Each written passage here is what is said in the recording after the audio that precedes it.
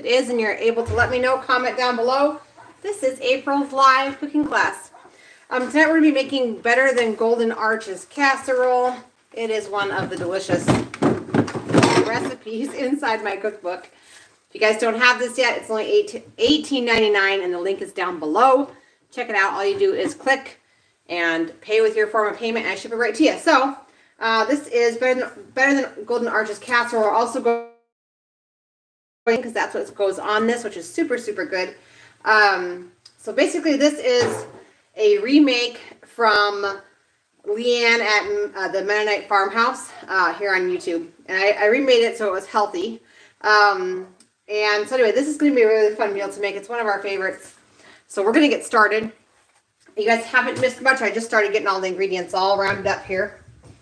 And I have in this little pan over here, I'll show you. I had an avalanche behind you. Right over here, we have 2 pounds of ground meat. I'm choosing goat because we actually took one of our goats to the butcher. So that is going in our meal. But if you don't have goat, you could do ground beef. That's just fine. So we're just going to saute this up. I'm going to add some other ingredients to start cooking with it. I'm going to get out my chopper, actually. That will speed things up a little bit. If you don't have one of these choppers yet, you totally should. I love mine. I'm just going to swap the small blade out for the larger size here. I woke up this morning and I was like, I know I'm going to forget something today. Oh, that's right. It was my live cooking class. I forgot about this until about noon. It all worked out though. So I'm going to go ahead and chop up this onion. And we're going to hop to it. Like I said, if this is coming through clear, if you can comment and let me know, that would be awesome. Because YouTube had some problems. That's why I was late. So just let me know.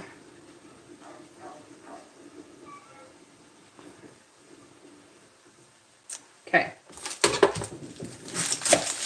So with these choppers, I just chop down the onion so it fits in there. Remove the peel, obviously. And you can save these peels for when you go to make,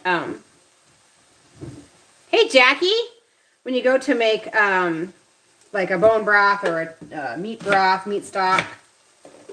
I just put them in a freezer bag inside the freezer. And then when I get enough, then I just add it. Okay, so we're just going to get this going here. I was actually shocked that the goat didn't taste like goat, which is really weird.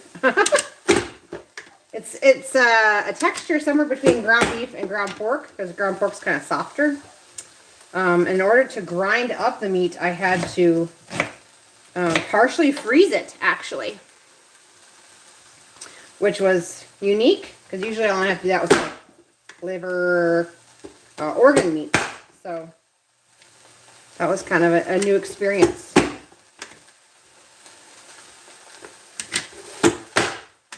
All right, there's the onion. That was one huge onion. I'm going to be doubling this because I'm going to be filling 2 13x9 pans. I cook once and eat twice, okay? So if you only want 1 13x9 pan, divide all this in half. So this was a ginormous onion. It's chopped, and this is 2 pounds of ground meat of your choice.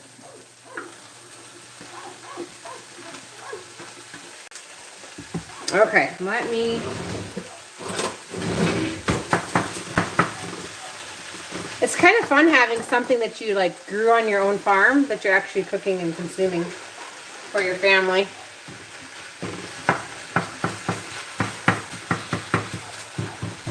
Things have been super busy here. Tomorrow our 190 chicks show up at the farm. And then the day after that our ducklings show up at the farm that we ordered. I had something happen to some of my seedlings inside the greenhouse. I'm not sure what at this point, but I lost like 9 of the tomato plants last night. Thank you, Nikki. I lost 9 tomato plants last night, and it was very weird. It was like, I don't know, they just all went limp And so, yes, they were a little bit dry, but not dry enough to kill them. And it was weird because the ones next to them were just fine. So I'm not sure what happened, but I'm majorly bummed. We have about 30 days until we would technically normally be planting tomatoes. So I'm going to go ahead and start seeds again in hopes that I have something to plant. Yeah, that's where that's at. So we'll see. I'm not exactly sure. It got down to 33 degrees last night, but they were in the greenhouse. So they didn't get any frost technically on them. I don't know. That could have been part of it. All I know is I'm sad because I've been nurturing these tomato plants for, I don't know, 6 weeks. So it was quite the blow this morning to have that happen. Trying to think of what else has been happening. We've been getting more and more and more milk coming in because we've been weaning the babies at night. So I'm getting about 1.5 gallons of milk a day out of our goats. Currently milking 3 goats. And so that's been good. I'm going to have to start making some cheeses here in a couple of weeks because we're going to be completely weaning those babies. So I just went ahead and switched out to the smaller blade on the chopper. I have a really hard time getting that locked down, even though it's super easy. The next ingredient is 2 cloves of garlic, but I'm going to put 4 because I'm doubling this. And we're just going to cook that until that meat is completely cooked through and the onions are nice and soft.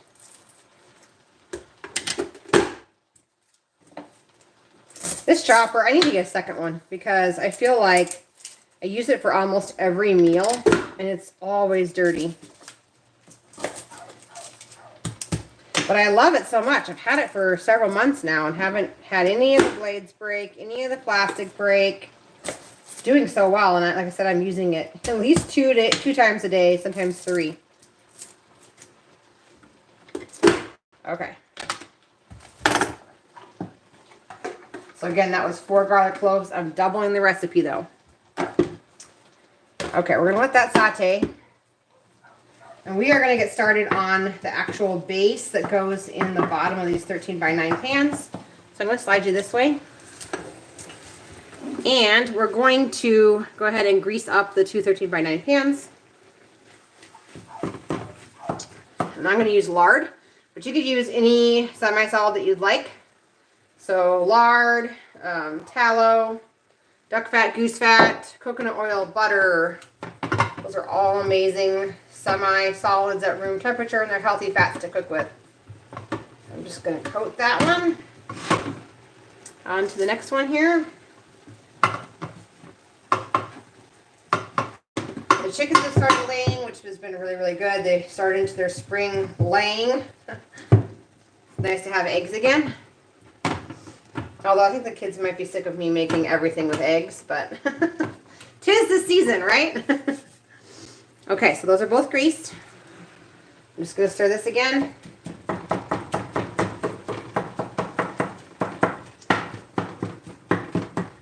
I'm so glad you guys are with me, and thank you so much for understanding that my life is crazy right now and I can only do one of these lives a month for right now.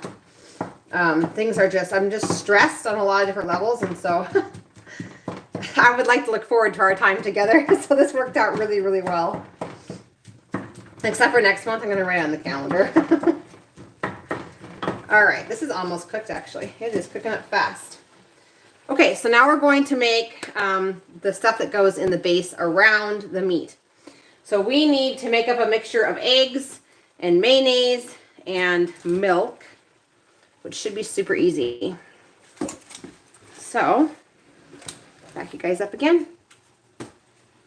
I've got a nice big bowl here, or medium-sized bowl. And I've got eggs behind you. So once again, I'm doubling this. If you only want 1 13x9 pan, you're going to want to take these ingredients by half. So I need 6 eggs.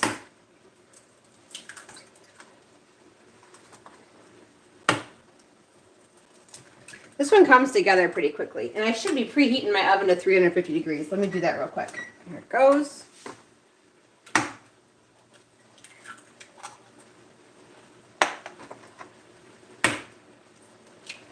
I used to love the Big Mac at McDonald's, and that's what this is supposed to taste like.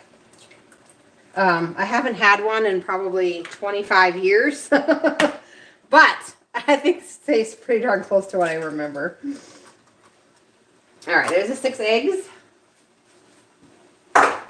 Now, mayonnaise, a half of a cup, but I'm going to use a whole cup. Now, here's a little warning. I went to go make homemade mayonnaise, and I have what I affectionately call a failed batch. So it's very, very liquidy. It's very, very runny. And luckily, you can still use this for this recipe. So I'm just going to use it. But even I sometimes get mayonnaise that just does not turn out. Sometimes it's quite finicky, and I'm not exactly sure. I think what happened here was that I got distracted and I poured the olive oil in too fast at one point, and it was just too late to save it. So that's okay. We're still going to take about a cup of this out of here, and we're going to add it right into the bowl.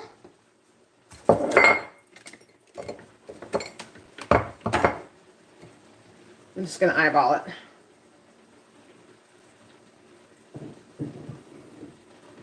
There we go. 1 cup, and then I gotta go grab some milk.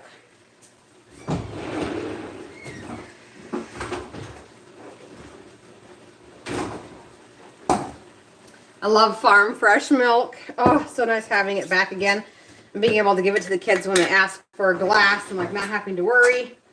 Along with that comes the stress of like trying to use all of it. All right, so this is actually going to be 1 cup for me because I'm doubling. 1 cup of milk.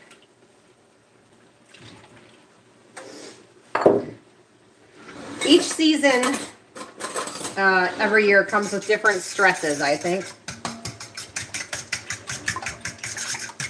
All right, so I am just mixing this on up well. Trying to get those egg yolks. And this is going to be divided between both 13 by 9 pans.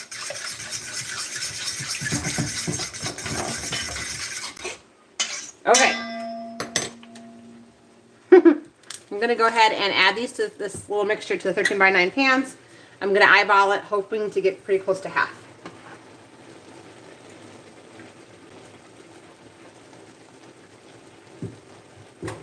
So in case you're going to try and make 2 13 by 9 pans, a little note here. The second one I've chosen actually has like a lid set up, you know, so this one we'll eat tonight. This one has a lid set up, so I know that that one's for tomorrow at lunch. But then that way I don't have to use saran wrap or anything because I've chosen 1 13 by 9 pan that has a lid. Okay, this is like totally ready to go in there, shockingly enough. Okay, so I'm going to try and divide this in half. It's not going to be exact, and that's okay. Whoops. I just cleaned this too. Look at that. These glass cooktops, they don't stay clean very long. Some days I feel like they have like a magnet in them, and like every time I cook, the food just automatically is attracted to it. We've also had really, really high winds, so today we had to replace quite a few of the hurricane straps on our greenhouse because they broke in the wind. We've had about 4 or 5 days of just high 45 mile per hour plus winds. It was just too much. And a lot of those hurricane straps needed to be replaced, you know, probably next year anyway, but it was just too much wind. We've had too many windstorms. Although I'd rather have a windstorm than have a tornado, so. All right, so about 1 pound of ground beef with the onions and the garlic per 13 by 9 pan. It pretty much ends up filling up the area where that dressing mayo mixture has gone, so it kind of like peaks up above it. It's the perfect amount because everybody gets like a little bit of burger. Probably gonna add a little more to this side over here. Like I said, it's probably not going to be identical. That's okay. It tastes good no matter what.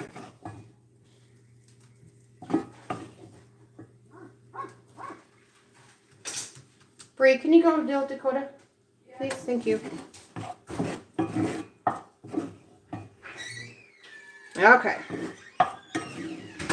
Onions are nice and soft, so my husband should be happy. They're not crunchy. Now, if you like crunchy onions on your Big Mac, then leave them crunchy. You could even like layer this with some purple onions. That would be really good. Okay, next ingredient is 2 cups of cheddar cheese per 13x9 pan. I just do a nice layer right on the top there. This kind of gives it like a casserole base almost because the cheese melts and kind of seals in the stuff below. And then, of course, the mayonnaise and egg mixture is going to turn into kind of a, I don't even know, like a soft egg bake texture almost. You could actually like cut this into pieces and put it on a bun if you wanted to. Okay, so the last ingredient to the top of these is potatoes. So I've got several of these beautiful yellow Yukons from Azure. Now, if you are doing gaps or lower carb, you could totally replace these with some rutabagas. I've done that before in the past and it turns out great. So don't be afraid to do that. I'm going to go ahead and swap this out again because this is a tiny little blade. We're done with that one. We're going to go back to this size here. And this is going to make chopping these go really, really fast.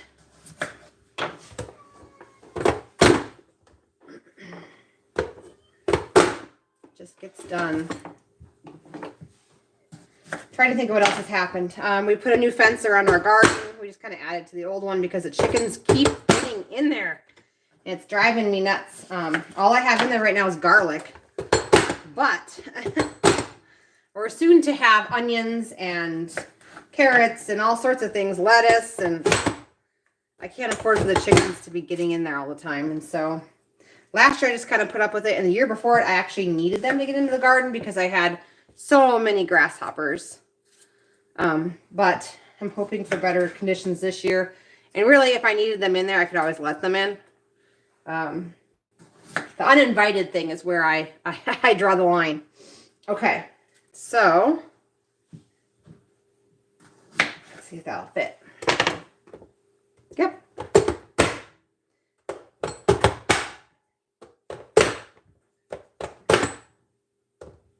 Goes rather quickly.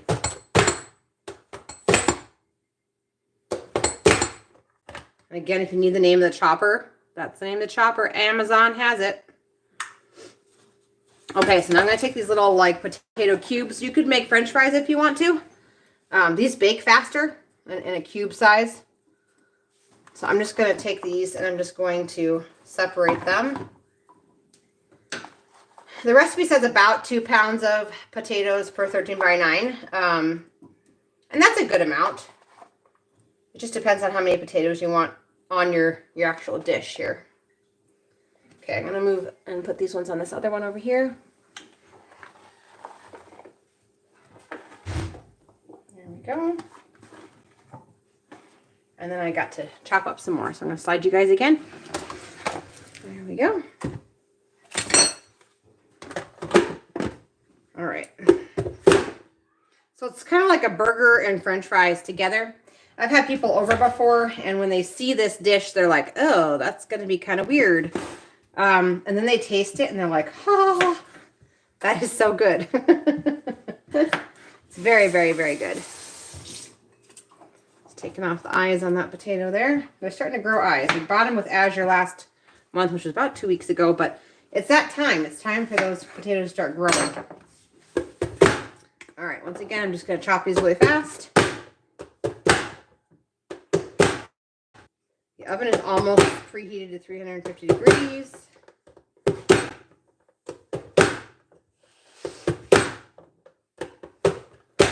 Nevaeh, do you think I should put like bigger chunks of onion on this?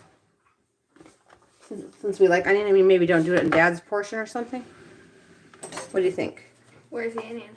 Well, I haven't chopped it yet.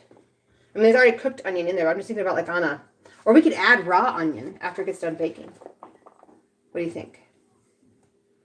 Just wait, and those people who want it, we can just add it to their piece. Yeah.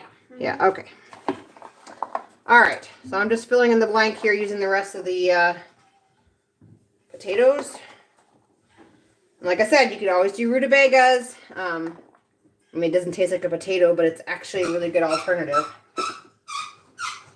Just try to buy rutabagas that are the size of a softball or smaller, okay? Okay, so these are ready to go in. I'm going to go ahead and throw them in really quickly here. There it is. And then we're going to make the dressing that goes on the top. And for that, I have to get out my blender. So just bear with me for 1 second here. We're going to be making Thousand Island dressing. This dressing is so good. It's right up there with my honey mustard dressing. Now, my honey mustard dressing recipe is not in my cookbook, but the Thousand Island is. So I'm just going to swap on over to here. It is right there, page 30 in my cookbook. And if you don't have this, like I said, the link's down below to purchase it. It's only $18.99 over 230 nutrient-dense recipes. So they're all kid approved. Let me get out my blender. And you wouldn't have to do a blender. I mean, maybe I don't have to do a blender. I actually have. You know what? I'm going to roll with that. Hang on 1 second here.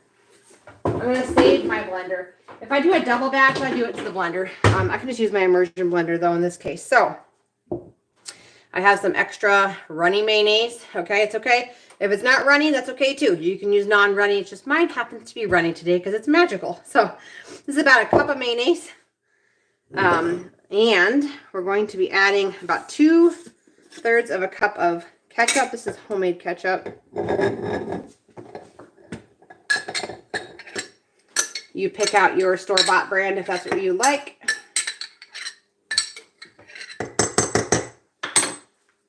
Okay.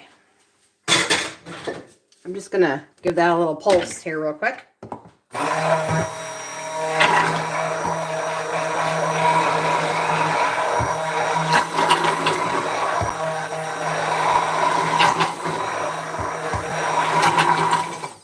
It's like right on the edge of like being okay, being a mayonnaise, but it's just I added that oil too thick, I think. Or it's too quick, I think. Okay, so that is the ketchup. We need 3 tablespoons of raw apple cider vinegar. I have this huge jug, so I'm just going to eyeball it. Of course, I'm doubling it, so we need 6 tablespoons. Let's just see. 1, 2, 3... 4, 5, 6. I don't know. We'll find out, won't we? You guys can totally measure it out if you'd like. I just try to save dishes because dishes are all the time. They never go away. And when you wash the last one, there's already one coming at you. So I try to avoid piling up unnecessary ones. Okay, the next ingredient is honey. If you can get raw honey, that's even better. This is a great place to get it. prairierockhoney.com. They deliver right to your door. I believe this is $49 for a gallon of raw honey. So that's actually pretty good. Okay, 4 tablespoons of honey. Once again, I'm just going to eyeball this.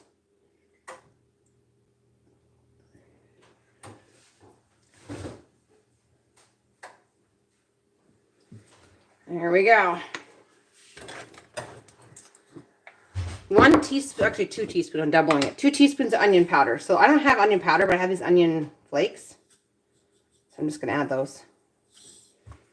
I did some funky ordering on my spices this month from Azure. I completely forgot garlic powder and ordered onion flakes and some weird stuff. So I don't know what I was doing, but I fell asleep at the wheel this month.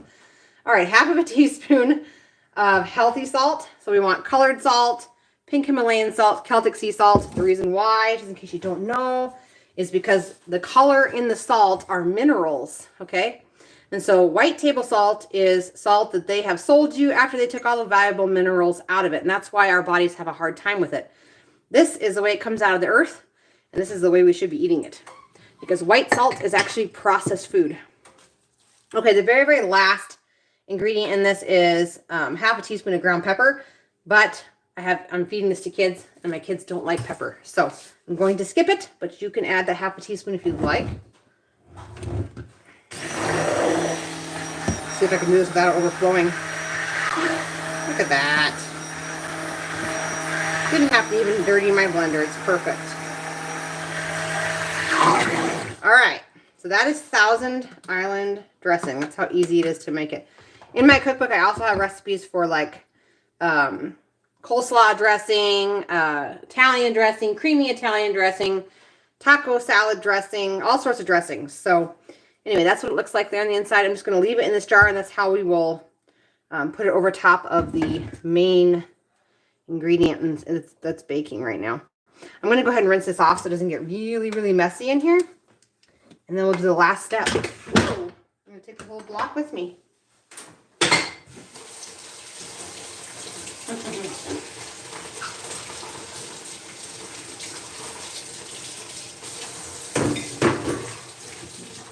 Okay.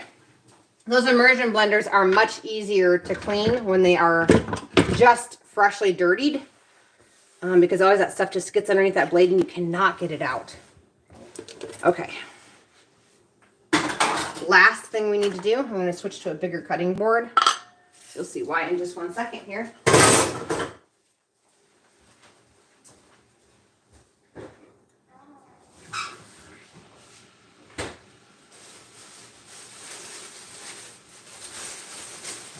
I have some beautiful romaine lettuce from the local greenhouse. So I'm going to wash this off and we're going to get it chopped.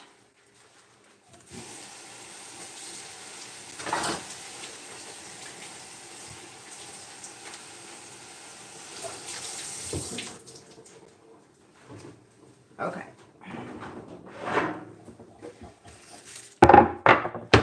So I'm switching to a bigger cutting board because what I want to do is dice up that lettuce and then just let it sit on there, because people are going to be taking it and topping what we're baking into the oven. This is a lot of lettuce. I don't know that I'll use all of it. You could also use a pair of kitchen scissors if you wanted to. Just going to give it a good chop. Ah, such fresh lettuce. There's a local greenhouse that grows produce and sells it in our area. So they'll sell tomatoes, and I bought like bushels of tomatoes from there before when my garden didn't do very well. And lettuce, they sell all sorts of different types of lettuces and mixes of lettuces. So that's where this came from. Nice and green. And they actually grow it year round. They have wood stoves in them they use to heat the greenhouse, which is one way to do it, I suppose. But I'm already stoking one wood stove. I don't know if I want to go out in the snow to go stoke another one. I don't think we're going to need all that head. That's okay. I can keep it for tomorrow for the leftovers for lunch. Okay, so the actual casserole inside the oven. Let me check the time on that. I didn't look at my own recipe. I think it's 30 minutes, but don't quote me on that. Got to find the recipe first. So, Better Than Golden Arches Casseroles, page 95. It is baking for 35 minutes. So basically, what we want is for those potatoes to be nice and soft and brown and yummy looking. So what's going to happen is once that gets out, we will cut that up, the 13x9 pan. And we're going to cut it into whatever size chunks you want. And then we go ahead and top it with a good pile of lettuce. And then drizzle with the Thousand Island dressing. It is so good. And I think tonight, just because it came to my mind while I was making this with you guys, I'm going to add the raw onion to the top as well. I wish I had a purple onion, but I don't have any. Azure was out last month. All right, to you guys' questions. Here we go. Chicken Mama. So we're making Golden Arches casserole. It's inside my cookbook. It's called Better Than Golden Arches Casserole. Super good. It's sort of like a healthy version of the Big Mac from you know where. Let's see, coming in clear, great. Okay, does it freeze good? So the bottom part totally freezes well. Like if you were just to bake everything, and then obviously you can't freeze the lettuce, but you could bake everything ahead of time, including those potatoes and everything that's in there right now, and freeze that. It would totally freeze well. All right. Do you still sell the sourdough starter? Does it survive shipment? Yes. So my sourdough starter is down in the link in the description box. and it's only $5. And what it is I went through the process of dehydrating my sourdough starter. My sourdough starter is, I calculated the other day, I think it was like 17 years old now, almost 20 years old. It's a mega starter. It can rise a loaf in like 3 hours. It's almost as good as active yeast. I mean, this starter is amazing. So $5. All you do is click the link down below and I just mail it to you. So it's dehydrated. So what will happen is you will pay for it using that link, and then it will give you directions on how to add water and flour to that dehydrated product, and it just comes back alive. Sometimes it takes 2 feedings for it to, but I've never ever heard from anyone out of the 50 plus packets I've sold that has said that it didn't turn out, it didn't come back to life. He always does. So check that out. Yes, it does survive shipment. It's dehydrated, so it doesn't, it'll be happy once you feed it when it gets to your house. Okay. Looks like that's all the questions. If anyone else has any questions, put them down below. I'm trying to think of what else has happened. We've gotten rain since our last live, which is good because we've gotten hardly any snow and hardly any rain this year, which is a little bit concerning. But just hoping we get some more rain. We have a chance next week, so I'm hoping that that follows through. Okay, how's my teeth? So my teeth are awesome. I haven't done anything furthermore with that. I know I need to make an update video, but I'm still chewing with it. The side of the tooth is still missing. And I just never went back to the dentist because the tooth just feels so strong, even though there's only part of it still there. And I haven't taken any pictures. I need to. I keep telling myself I'm going to take pictures, and so I'm like, going to brush it really good, clean it out really good, maybe oil pull for like a week to make sure it looks good before I post like photos of it. But then life just gets busy and I totally forget to do all of those above things. And so then I just keep going in life. But yes, the tooth is still there, has not fallen out. I want to think that the center of my tooth has actually grown back. Deep down in there, there's still a big cavitation hole. But when I go to use my water pick and like blast out the hole, it's hitting tooth. Like it feels like it's hitting something hard instead of hitting gum. Because like you guys know what it feels like to have a water pick where the water hits your gum. It's that sensation, and that's what it used to feel like, and it doesn't feel like that anymore. So I would actually really be curious to take a picture of what it looks like. I just haven't. I held back from taking a picture for about 2 or 3 months originally because I was scared to take a picture because I was like, what if I think it's tooth and it's not, but yet it's completely cleaned out, so it has to be something. But I just didn't take a picture. But so that's where that sits. The tooth is still there, still strong, still eating on it. And I just kind of moved on with my life for now. I should take a picture though and see what's in my mouth since it's my tooth. But I haven't had any pain, haven't had any signs of cavitation.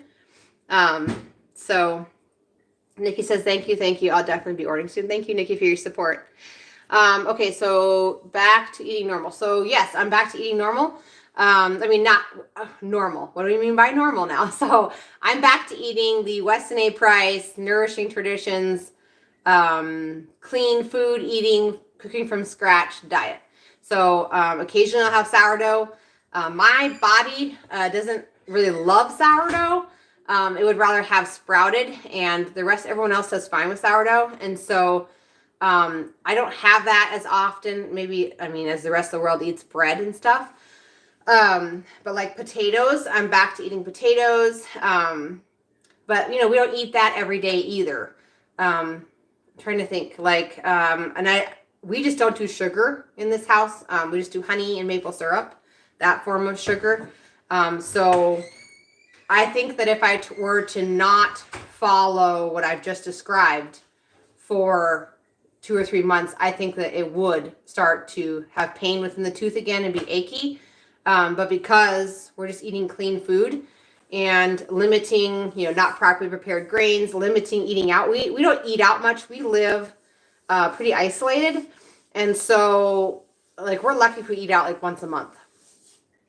So really everything that we're eating is coming from my kitchen.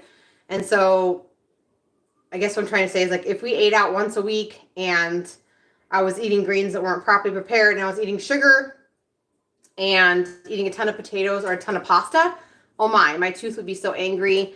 And I would need to change my diet. Is what I would need to do. So I am off of the emu oil.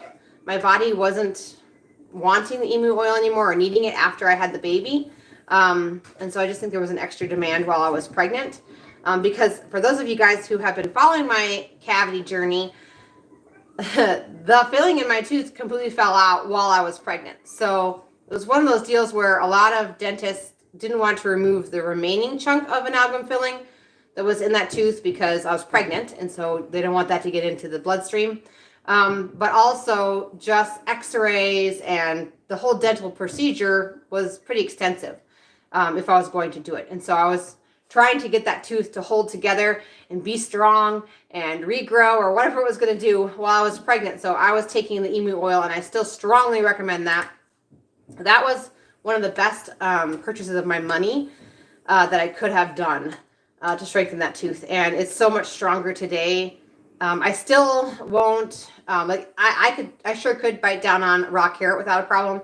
I can chew any meat I want on that side without a problem.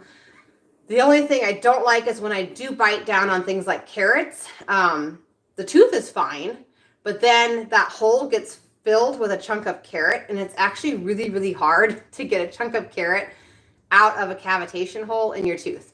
So sometimes, like if I'm eating salad, I'll try to eat, if it has raw carrots in it, on the one side and not on the side with the hole in it, just because it's such a pain to clean out. But it's not coming from in a heart of not feeling like my tooth is strong enough to handle a carrot, because I know it is, because I've done it before and I've cleaned it out probably 15 times of raw carrots, to be honest. So that's where that sits, and I don't have any regrets with it. I feel like I'm at peace with where my tooth is, and it's just been a really, really, really good journey. Let's see if anybody made another comment. I'm also still taking, obviously, cod liver oil. I'm trying to remember all the supplements I was on at that time. I'm taking that's the other thing. Hang on one second. I'm still taking this. I'm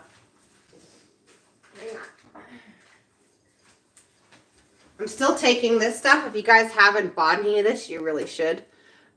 Female cycle support, really, really good. Doesn't matter where you're at in your cycle journey as a woman, but this stuff is amazing. Whether you are trying to balance your hormones or trying to get pregnant or entering your 40s and going into the next stage of what your cycle looks like after 40, this stuff is so good. And they often sell out a lot. So this is a perfect supplements thing. My link is down below. If you use it, use my code. There's 10% off every single order. So don't forget about that. That's down below. So I'm on this. This has beef liver in it as well. I've been trying to remember to make liver once a week. I've been kind of failing on that lately because of the busyness, but we have plenty of liver inside our freezer if I wanted to do that. I'm trying to think of what else I'm doing. So cod liver oil, and obviously raw dairy. We eat a lot of raw dairy here, and so that has continued as well. But other than that, I mean, my tooth is just amazing. It's just where it's where it's going to be for now. And I don't really know, like if it never really all the way grows back, I don't know what I will choose to do. That will be a very interesting thing. I think, I don't even know what a natural-minded dentist would do with it. I think that in my future, we'll be just going and talking with them about it. Because since one side is missing, I don't know how they would even fill it with like a porcelain or anything, because I don't know how that works when the side of a tooth has chipped away. But that would be my best hope, would be to go in and have the remaining little chunk of amalgam filling that's still hanging on in that one picture on my last update video from probably 8 months ago, and get that completely removed, and then start over with that hole and be able to fill it so it's a solid tooth for the rest of my living self. That would be my ultimate goal. But as for right now, I've just kind of left it and just been making sure that I stay on the Wise Traditions Weston A. Price recommendation for food, which is food cooked from scratch with the best ingredients that we can afford, and make that our main diet. And then, like I said, we might eat out like once a month, not very much. So that's what I'm doing for my teeth. I'm also still doing, on a different subject, the L-Reuteri. I need to get some of that going today, actually. I'm still doing that, make about a gallon every 3 days or so of the L-Reuteri. And we just all take L-Reuteri shots. And that's been really good with some of the candida issues that Naomi seems to have. And so that's been really, really good for her. Trying to think of what else is new. I think that's it. Oh, cool. Yeah. It is like, I don't know. I just love this yogurt maker. I don't know. Do you have this yogurt maker? Or did you get a different one? This is the one I have for the L-Reuteri. Ultimate. And I've loved that because I have to make a big batch. So I actually bought 2 of those. They were kind of pricey though. I think they were like $70 to $80 a piece. But I knew that making L-Reuteri yogurt every day was just not sustainable for me because of how much other things I have to do. And so I knew I had to get 2 of them so I could make an entire gallon at a time. Oh, Instant Pot. You must have a newer Instant Pot that you can adjust the temperature down on. See, mine, I have an old one. It's put away right now, but when you push yogurt, it doesn't allow you to adjust the temperature at all. So I was like, well, I have to buy something to make this then. So I ended up buying expensive yogurt makers, but I love them. They work really, really well. And I can get, like I said, a whole gallon done at once, which is awesome. So that's where that sits. It's going to be a while on this dinner, you guys. I think that was under a 30-minute meal before I started talking. I'll have to go back and watch. I've been trying to move any of my live cooking classes that it actually takes me legitimately 30 minutes or less to make it over on a playlist, 30 minutes or less, I think is what it's called, meals.